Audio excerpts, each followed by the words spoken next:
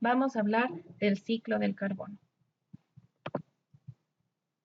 El carbono es muy importante en la naturaleza. Es un elemento químico muy versátil que está en la estructura de la mayoría de cuerpos en la Tierra. El carbono es el principal componente estructural de los seres vivos. Podemos encontrar carbono en todas las biomoléculas, en carbohidratos, en lípidos, en proteínas, ¿sí? Es decir, como un rompecabezas del carbono se une y forma un cuerpo vivo. También, como carbono inorgánico, lo tenemos presente en la respiración, ya sea organismos que inhalan CO2, como los fotosintéticos, u organismos que exhalan CO2, como los heterótrofos.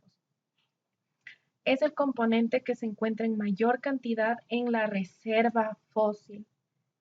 Hablamos del petróleo y de los derivados del petróleo. Todos ellos van a contener en su estructura gran cantidad de carbono.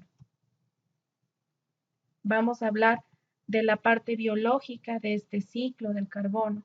Nosotros sabemos que en la fotosíntesis las hojas captan, atrapan el CO2 del aire y este ingresa para así transformarlo en glucosa.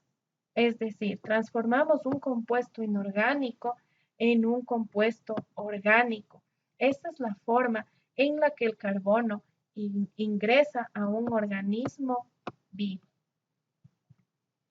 Después de que ingresa a una planta, el resto de animales en una cadena trófica van a alimentarse de la planta o entre ellos y van a sintetizar la glucosa.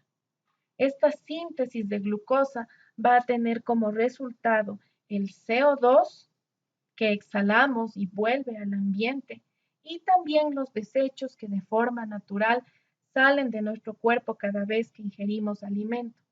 Estos desechos van a ir al suelo, en donde se van a descomponer y van a formar parte del ciclo inorgánico del carbono. Al igual que cuando un organismo vivo muere, regresa al suelo y comienza la descomposición por distintos agentes. De igual manera, este cuerpo que se descompone va a devolver, entre otras cosas, carbono al suelo.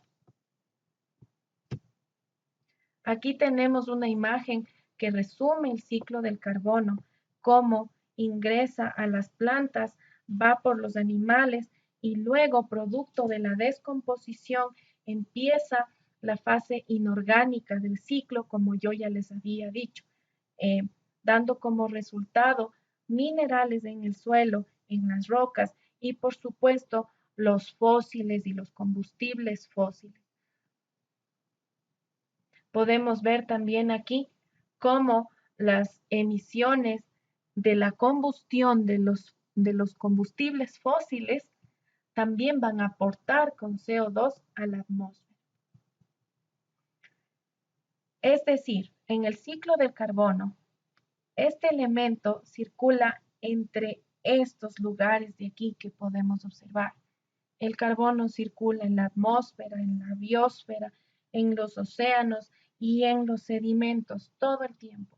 Nunca va a haber más o menos carbono, simplemente va a pasar a través de estos reservorios. Es importante anotar o destacar el carbono en el océano, cómo se mueve. En el océano también vamos a tener una fase orgánica, una fase viva del carbono y luego una fase de carbono inorgánico. Vamos a tener en primer lugar carbono en forma de CO2 disuelto en el agua. Pensemos en los animales marinos, ellos también deben respirar.